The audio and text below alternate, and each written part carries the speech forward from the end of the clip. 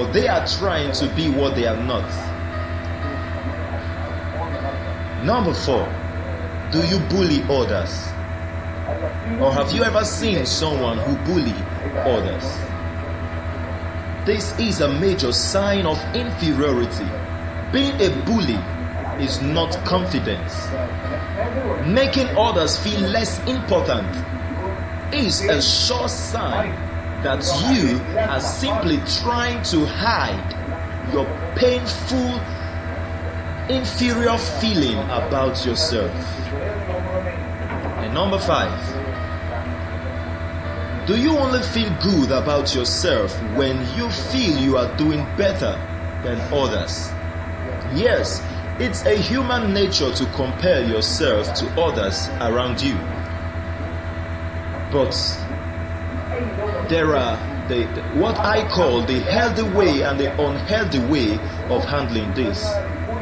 If you are handling it the healthy way, you are simply then focusing on being better, or you are focusing on someone who is better than you because you want to get better. But when you have inferiority complex, your main focus will be to become better than others. Then you get into the life of competition. When you see someone trying to make others feel weak, they are simply trying to cover their inferiority complex. Number 6, you don't believe when I say you are beautiful. Oh, you look good. Wow, what a beautiful dress you have. You don't believe it when people compliment you. When you have self-esteem issues that stems all the way back from childhood, it can affect the way you see compliments. People with inferiority complex won't be comforted by a positive feedback, or even if they are, it won't stick for too long. 7, when you are quick to assume the worst, it's a sure sign of inferiority complex. I have noticed that the number 1 red flag that equals an inferiority complex is when someone blows off others for the smallest reasons. For instance, if a date cancels for a good reason, you will not take your time to find out what happened that the other person didn't show up. You will refuse to set up another date because you will quickly assume that you are probably not attracted to that person, or that person is not attracted towards you. People who give up easily are typically those with an inferiority complex. They usually expect negative results with anyone they meet. And number 8, when you claim rights at everything and refuse to admit your wrongs, what is that? You just said it. At the end of the day, everyone has strengths and weaknesses. There is no reason why anyone should feel like they are less than anyone else. Here is the secret of managing self-esteem. Wherever you find yourself, see, once you catch this secret, I promise you, this is the reason why you have been listening to me. Firstly, simply understand this fact.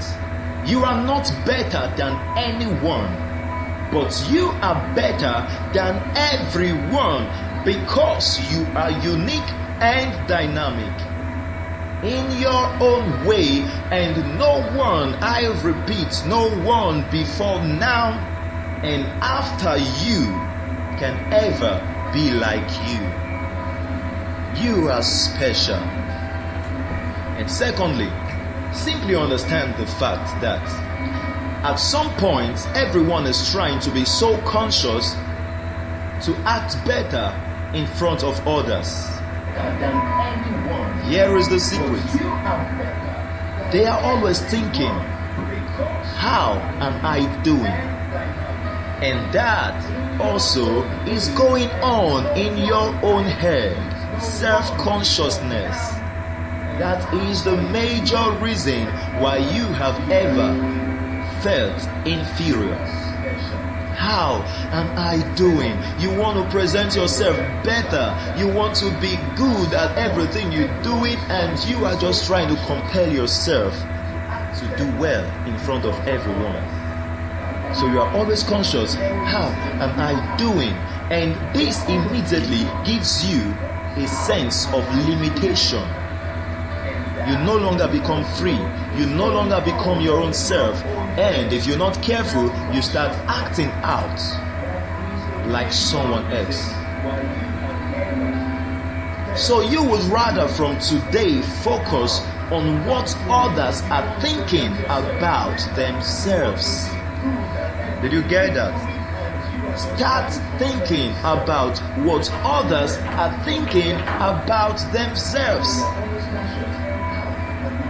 Whether you are performing on stage, or whether in a conversation, or whether in an interview, wherever you might find yourself, the shift of your focus from yourself to the other person, whether superior to you or subordinate to you, once you can shift your focus from yourself to the other person's thought about him or herself, guess what? You will automatically boost your self-confidence before anybody, and you will begin to enjoy a high sense of freedom.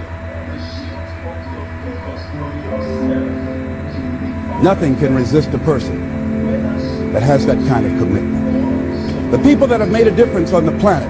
When John F. Kennedy said, we will go to the moon in the next decade, he spoke it. That was a commitment, and people shared that vision. People bought into that.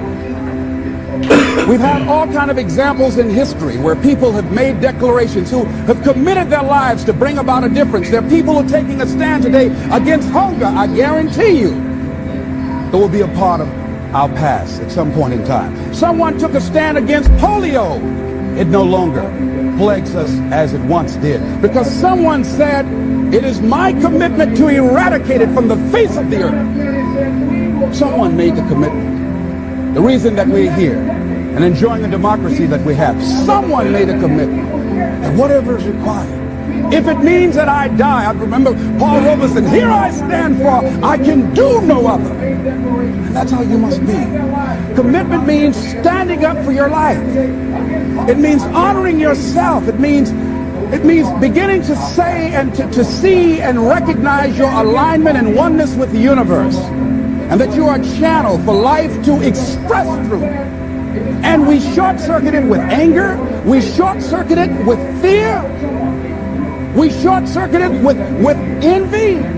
We short-circuit it by being lazy or apathetic or giving up easily. Why? We say, oh, it's too hard, it's too hard. We don't challenge our spirit. Ladies and gentlemen, there's nothing as powerful as the human spirit. You can't destroy it. You can pervert it, but you can't destroy it. I was reading Man's Search for Meaning by Viktor Frankl. What a powerful book. I'm reading it now for the 7th time.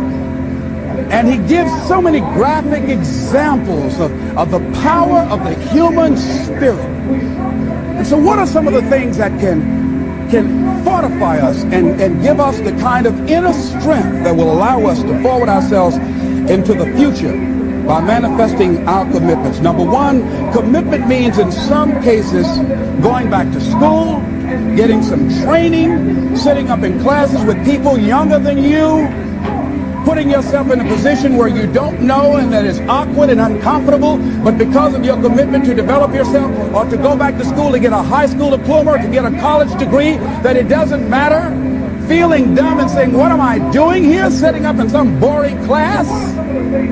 Commitment can mean a lot of things. It could mean that you begin to go back. You got to back up sometimes. It means to back up and not give up, to regroup, back up and regroup and come back again. Because life has waylaid you, because you got knocked down. I know when I was working on my dream, there were times I lost my house at one point. I lost my car. I was broke.